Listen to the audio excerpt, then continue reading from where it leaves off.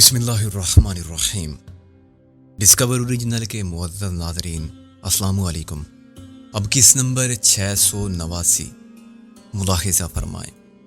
ان اجنبی ہمدردوں کے انکشاف نے جہاں اس شبہ کی تصدیق کر دی تھی کہ استاد پیڈرو باقاعدہ ہمارے تعاقب میں تھا، وہیں مجھے اپنی ایک غلطی کا شدت سے احساس ہو رہا تھا جو مجھ سے انجانے میں ہو گئی تھی۔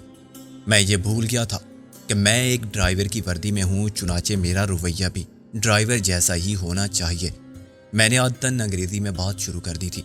رابعہ نے کہا، آپ کو انگریزی بولنے کا بہت شوق ہے۔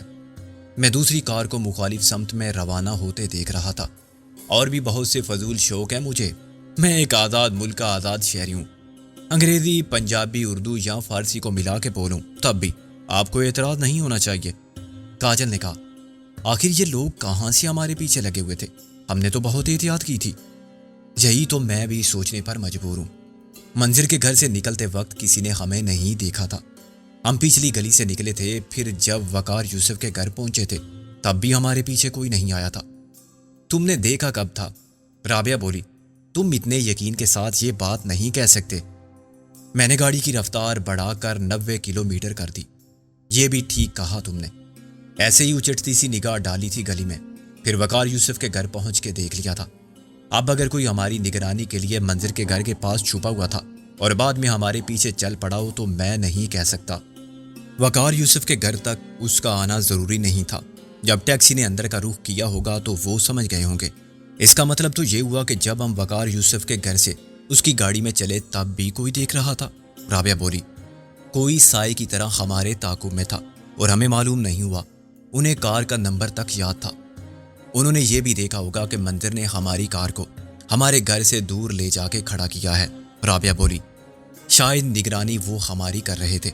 نگرانی کرنے والے دو ہوں گے تو ممکن ہے ایک منظر کے پیچھے چلا گیا ہو، ایک ہوگا تو گاڑی میں صرف منظر کو دیکھ کے رپورٹ آگے دے دی ہوگی اور خود وہیں موجود رہا ہوگا۔ لیکن ہم پر نظر رکھنے کا فائدہ کیا ہوا؟ اگر وہ چاہتے کہ ہمیں چاندنی کے قتل میں ملوث کر لیا جائے اور حراست میں لے لیا جائے تو یہ مقصد بہرحال پورا نہیں ہوا۔ ممکن ہے انہیں قانونی مراحل سے گزر کے خانہ تلاشی اور گرفتاری کے احکامات حاصل کرنے میں دیر لگی ہو۔ عام حالات میں پولیس بھی اتنا تکلف نہیں کرتی اور جسے جب چاہے کہیں سے بھی اٹھا لاتی ہے، مگر وہ گھر تھا ایک بہت سینئر وکیل کا۔ منظر تو اب ہائی کورٹ بار کونسل کا کارکن بھی ہے۔ اچھا، مجھے نہیں بتایا اس نے، میں نے کہا۔ اگلے الیکشن میں ہائی کورٹ بار ایسوسی ایشن کے صدر یا سیکریٹری کا انتخاب لڑنے کا ارادہ بھی رکھتا ہے۔ اس کی لابی بہت مضبوط ہے، رابعہ نے کہا۔ چودھری دلاور کے سامنے استاد پیڈرو کی شامت آ جائے گی کہ جال میں آیا ہوا شکار کیسے نکل گیا۔ سوال یہ ہے کہ انہوں نے اتنی مہلت کیوں دی؟ ہمارے آگے پیچھے چلتے رہے، کیا کچھ نہیں۔ رابعہ بولی، پہلے کاجل کو آنکھ ماری، پھر تمہیں، اور کیا گولی مار دیتے؟ میں نے کہا، ویسے پیڈرو کی سرکت کا مطلب بھی میں نہیں سمجھ پایا۔ وہ کوئی کچا شکاری نہیں ہے، پرانا پاپی ہے۔ اس طرح تو گویا اس نے چند باتوں کا احساس دلایا ہے، تو پھر کیا وہ غیر سنجیدگی سے تعاقب کر رہا تھا، محض دل لگی کے لیے؟ رابعہ نے کہا، غالباً وہ صرف احساس دلانا چاہتا تھا کہ ہمارے جال سے نکل کے تم کہاں جاؤ گے؟ جہاں جاؤ گے ہم پہلے سے موجود ہوں گے، میں نے کہا۔ کلیم نے کہا، دیدی مجھے بھوک لگی ہے۔ بھوک تو مجھے بھی لگی ہے۔ میں تو بالکل بھول گیا تھا کہ میں فاقے سے ہلاک ہونے والا ہوں، میں نے کہا۔ رابعہ نے کلیم کو تسلی دی، بس بیٹا، پنڈی پہنچ کے کھانا کھائیں گے، تھوڑی سی دیر کی بات ہے۔ شام تک پشاور پہنچ جانا چاہیے ہمیں، میں نے کہا۔ خدا نے چاہا تو کل ہم کلیم اللہ کے گھر ہوں گے۔ آج رات کیوں نہیں؟ اس لیے کہ علاقہ غیر میں جانے سے پہلے پولیٹیکل ایجنٹ سے پاس حاصل کرنا پڑتا ہے، میں نے کہا۔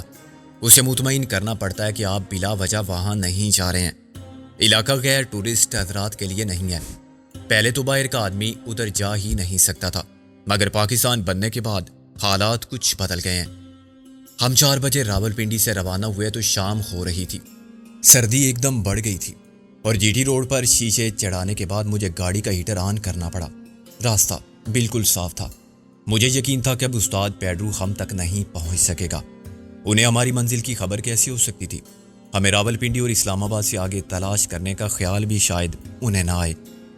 رات 8 بجے ہم پشاور پہنچے تو سردی کے باعث سڑکوں پر ویرانی کا سماں تھا۔ یوں بھی لاہور کے مقابلے میں پنڈی کم آباد تھا۔ اور پشاور میں رونق والے علاقے محدود تھے۔ صدر کا علاقہ نسبتاً فیشنیبل تھا اور وہاں دوسرے علاقوں کی خواتین بے پردہ گھومتی نظر آ جاتی تھیں۔ مقامی شرفاء اور خواتین کے گھروں میں سخت پردہ رائج تھا اور ان کے گھروں کی عورتیں جن گاڑیوں میں آتی جاتی تھیں ان کے شیشوں پر خصوصی اہتمام کے تحت پردے ڈالے جاتے تھے۔ اندر بھی وہ برقع پوشی رہتی تھی۔ شہر میں یا قصہ خوانی کے علاقہ میں عورت خال خال نظر آتی تھی، اور وہ بھی پرانی طرز کے لٹھے کے خیمہ نما برقعے میں۔ تقریبات میں یا اشد ضرورت کے بغیر کم تعلیم یافتہ اور غریب یا متوسط طبقے کی خواتین گھروں سے نکلتی ہی نہ تھی، اور نکلنا پڑتا تو تانگے میں آگے پیچھے چادر باندھے جاتی تھی۔ کینٹ ایریا بہت وسیع تھا اور ایڈورڈز کالج سے شروع ہو کے بارڈ لائن تک جانے والی مال روڈ کے دونوں جانب صدر تک پھیلا ہوا تھا۔ صدر میں جناح اسٹریٹ کی چند گلیاں کراچی کے بوری بازار یا لاہور کے انارکلی بازار کی طرح تھی۔ اعلیٰ ترین ہوٹل ڈین تھا جسے آج کل 5 اسٹار ہوٹل سمجھا جا سکتا ہے۔ میں نے رابعہ اور کاجل کے ساتھ اسی ہوٹل کا انتخاب کیا تھا، مگر وہاں پہنچ کے مجھے مایوسی ہوئی۔ وہاں صرف ایک کمرہ دستیاب تھا۔ اب ہم 4 افراد تھے۔ ہوٹل کے قوانین 2 سے زیادہ افراد کو ایک ڈبل بیڈ روم میں ٹھہرنے کی اجازت نہیں دیتے تھے۔ کلیم اللہ کو بچہ سمجھ کے نظر انداز کیا جاتا، تب بھی 3 کی جگہ نہ تھی۔ مینیجر نے صاف معذرت کر لی اور خصوصی رعایت دینے پر تیار نہ ہوا تو میں نے ایک کمرے میں رابعہ اور کاجل کو چھوڑا۔ کلیم انہی کے ساتھ رہا۔ میں تھوڑی دور واقع گرین ہوٹل میں گیا جہاں شب بسری کے لیے مجھے خاصا آرام دہ کمرہ مل گیا۔ وہاں میرے اکیلے قیام کرنے کا ایک اور فائدہ بھی ہوا۔ میں رات کے کھانے کے لیے واپس اسی ہوٹل گیا اور 10 بجے کے قریب واپس آیا تو کاؤنٹر پر ایک بارش پٹھان اور مینیجر کے درمیان تکرار چل رہی تھی۔ پٹھان سرخ و سفید رنگ کا جوان آدمی تھا اور اریے سے معزز لگتا تھا۔ وہ اس بات پر مشتعل تھا کہ اس نے فون پر ریزرویشن کروا دی تھی تو پھر اس کا کمرہ مجھے کیوں دیا گیا؟ مینیجر نے کہا، آپ نے کل فون کیا تھا، بلکہ پرسوں شام۔ پھر کیا ہوا؟ ہم 2 دن کا کرایہ دے گا۔ آفریدی صاحب، ایسے ہم کمرے خالی نہیں رکھ سکتے، کسی کا کیا پتا وہ فون کرنے کے بعد ارادہ بدل دے۔ آپ نے کوئی ادائیگی تو نہیں کی تھی نا؟ مینیجر نے کہا، اب جو مسافر ہوٹل میں آ کے ادائیگی کر رہا ہے اسے ہم کیسے انکار کریں؟ تم لوگ پیسہ کو اہم سمجھتا ہے، شریف آدمی کا زبان کا کوئی اہمیت نہیں۔ پٹھان گرم ہو گیا۔ خان صاحب، میں نے آپ کی صرف آواز سنی تھی، ذاتی طور پر تو میں آپ کو نہیں جانتا تھا۔ لوگ تو شرارت میں بھی فون کر دیتے ہیں۔ مینیجر نے شائستگی سے وضاحت کی۔ اب میں نے مداخلت مناسب سمجھتے ہوئے کہا، کیا بات ہے؟ ان کا کمرہ مجھے دے دیا گیا ہے۔ آفریدی نے مجھے دیکھا۔ آپ کا کوئی غلطی نہیں اس میں نے کہا، غلطی کسی کی بھی نہیں، چلیں چھوڑیں۔ یار ابھی ہم کدھر جائے گا؟ میں نے کہا، آپ میرے ساتھ آ جائیں۔ میرا ڈبل بیڈ روم میرے لیے کس کام کا، ایک رات ہم گزار سکتے ہیں، میں صبح ہی چلا جاؤں گا۔ اس کے چہرے پر سکون اور اطمینان کے ساتھ شکر گزاری کے جذبات نظر آنے لگے۔ آپ نے بڑا خواری سے بچا لیا مجھ کو، بہت مہربانی۔ میں نے کہا، آئیے میرے ساتھ۔ ہوٹلوں میں رہائش کی کمی کا بڑا مسئلہ ہے۔ مجھے بھی فیملی کو چھوڑ کے خود یہاں آنا پڑا۔ اس کے ہاتھ میں صرف ایک بریف کیس تھا جو چھوٹا سا سوٹ کیس بھی سمجھا جا سکتا تھا۔ کمرے میں پہنچ کر اس نے قمیض کے نیچے سے ریوالور اور میگزین اتار کے میز پر ڈال دیے اور دوسرے بیڈ پر بیٹھ کے جوتے اتارنے لگا۔ میں نے اتنی دیر میں نائٹ سوٹ پہن لیا۔ آپ کا نام میں نے رجسٹر میں دیکھا تھا، وہ بولا۔ شرافت علی نقوی۔ کراچی سے ادھر آئے ہو؟ کہاں رہتے ہو؟ میں نے فوراً اکرام شیخ کا پتہ بتا دیا۔ میرا بزنس ہے وہاں۔ اس نے مجھے غور سے دیکھا۔ کیسا بزنس؟ میں نے کہا، کنسٹرکشن کا۔ اس نے کہا، کراچی میں راج مزدور سے پوچھو، وہ بھی ایسا ہی بولتا ہے۔ ہم ٹھیکے دار ہے، ادھر سینٹری اور الیکٹرک کا ٹھیکہ لیتا ہے کوٹھی بنگلوں میں۔ تم مکان بناتا ہے یا کارپوریشن کا ٹھیکہ لیتا ہے؟ خوش اخلاقی کا مظاہرہ مجھے مہنگا پڑ رہا تھا اور میں مجبور تھا کہ اس کے ہر سوال کا جواب دوں۔ یہ میری خوش قسمتی تھی کہ میں نے خود کو اسی کاروبار سے وابستہ کر لیا تھا جو آفریدی کی لائن تھی۔ وہ کراچی کے تمام بلڈرز اور بڑے بڑے ٹھیکے داروں کو جانتا تھا اور مجھ سے ان کے بارے میں پوچھ رہا تھا۔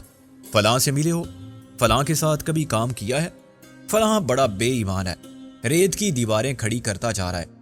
ادھر میرا یہ حال تھا کہ مجھے کراچی کے گلی محلوں اور سڑکوں بازاروں کے نام تک یاد نہیں آ رہے تھے۔ بہت جلد میرا پول کھل گیا۔ آفریدی نے تاڑ دیا کہ میں نے اسے غلط بیانی کی تھی۔ تم نے یہ ڈرائیور کا وردی کیوں پہنا ہے؟ میں نے مزید جھوٹ بولا۔ سفر میں کپڑے تو بس ایسے ہی ہونے چاہیے۔ دیکھو یارا، تم کچھ پریشان ہے۔ اس نے کہا، تمہارا مرضی ہے، ہم کو کچھ نہ بتاؤ۔ لیکن تم ہمارا پریشانی دور کیا، ہم کو اپنے ساتھ جگا دیا۔ ابھی یہ قرض ہم پر ہے، ہم پٹھان ہے۔ احسان کرنے والا جان مانگے تو دیتا ہے، زبان دیتا ہے تو پھر جان دے کر نبھاتا ہے۔ میں نے کہا، میں جانتا ہوں افریدی صاحب۔ صاحب تو فرنگی ہوتا تھا، ہم پاکستانی سب مسلمان ہیں۔ اس نے کہا، معاف کرنا۔ میں نے کہا، میں نے خواہ مخواہ تم سے جھوٹ بولا، تم تو واقعی میری مدد کر سکتے ہو، تم یہاں کے رہنے والے ہو؟ اس نے اقرار میں سر ہلایا۔ صبح جمرود جائے گا، ادھر اپنا گھر ہے، گاؤں ہے، قبیلہ ہے سارا۔ میں نے سوچ کر کہا، مجھے خیبر ایجنسی جانا ہے، قبائلی علاقے میں جہاں میں آج تک نہیں گیا۔ کام کیا ہے؟ اس نے کہا، ہم کو بولو۔ میں نے کہا، ایک دوست تھا میرا، ادھر مشرقی پاکستان میں، وہ بھی پٹھان تھا۔ اس نے مرتے وقت اپنے بیٹے کو میرے حوالے کر دیا تھا اور کہا تھا اس کو میرے گھر والوں کے پاس پہنچا دینا۔ کلیم اللہ کی پھوپھی زندہ ہے اور اس کی ماں کدھر ہے؟ وہ بھی مر گئی، وہیں ڈھاکہ میں۔ اس لڑکے کا باپ کسی ہندو سیٹھ کا چوکیدار تھا، اسے بچانے کی کوشش میں خود زخمی ہو گیا تھا ڈاکوؤں کے ہاتھوں۔ سیٹھ وفاداری کا کوئی انعام نہیں دیا، نوکری سے بھی نکال دیا کہ مجھے معذور آدمی کی ضرورت نہیں۔ فاقہ کشی کی نوبت آ گئی، میاں بیوی ایک ساتھ مارے گئے۔ میں نے ان کی خودکشی کے ذکر کو عمدن گول کر دیا۔ کیسے لڑائی میں؟ ہاں، وہاں تو بہت مسلمان مارے گئے۔ کلیم اللہ خوش قسمت تھا کہ ہمارے ساتھ آ گیا۔ میں نے کہا۔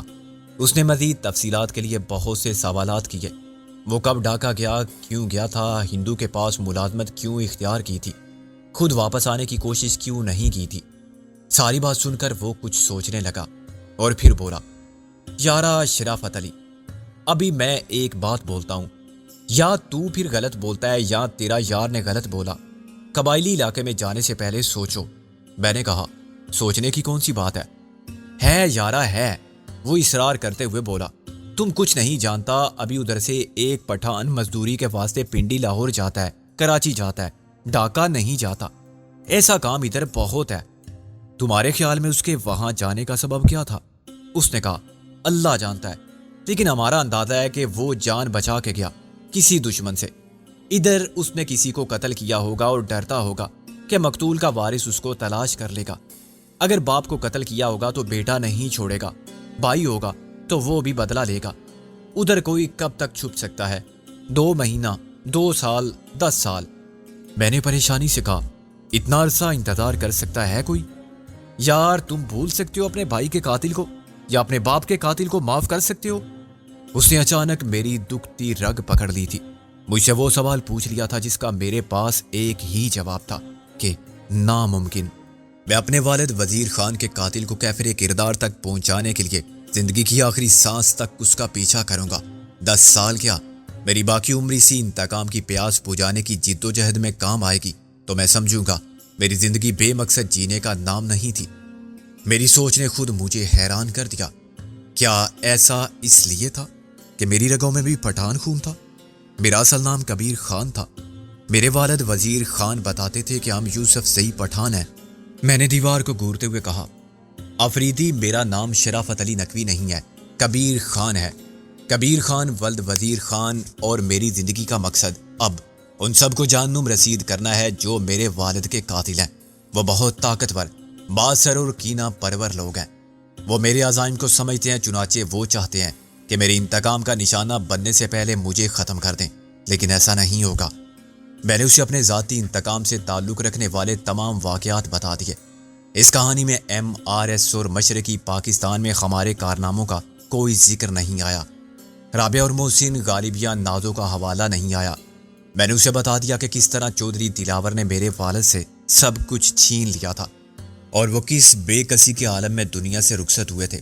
ایک لکھپتی کا جنازہ اپنے ہی ایک نمک حرام ملازم کے گھر سے اٹھا تھا، کیونکہ حالات نے اسے گھریلو ملازم کی حیثیت سے زندگی کے دن پورے کرنے پر مجبور کر دیا تھا۔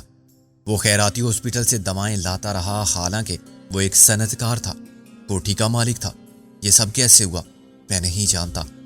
میں انگلستان میں تعلیم حاصل کر رہا تھا کہ اچانک مجھے ان کی حالت زار کی خبر ایک گمنام شخص کے ذریعے ملی، مگر میرے پاکستان پہنچنے سے پہلے ہی وہ اس راز کو سینے سے چھپائے دنیا سے جا چکے تھے۔ ان کا ایک شریک کار شرافت علی مجھے کچھ بتا سکتا تھا، مگر وہ بھی قتل کر دیا گیا۔ اور اس قتل کا الزام مجھ پر عائد کر کے مجھے تختہ دار تک پہنچانے کا پورا بندوبست کیا گیا، مگر خدا نے مجھے بچا لیا۔ اب میں روپوشی کی زندگی گزار رہا ہوں اور موقع کی تلاش میں ہوں جب میں اپنے والد کے قاتلوں کو اعتراف جرم پر مجبور کر سکوں اور انہیں تختہ دار تک پہنچا دوں۔ وہ میری جان کے در پہ ہیں اور یہ کھیل ابھی جاری ہے۔ اس نے بڑی دلچسپی اور ہمدردی کے ساتھ میری کہانی سنی تھی۔ خاموشی کے ایک مختصر وقفے کے بعد اس نے کہا، یار کبیر خان، کیا تو مرنے سے ڈرتا ہے؟ میں نے کہا، مسلمان موت سے نہیں ڈرتا۔ تو پھر یہ لے لو ریوالور، جا کے انہیں چھلنی کر دو۔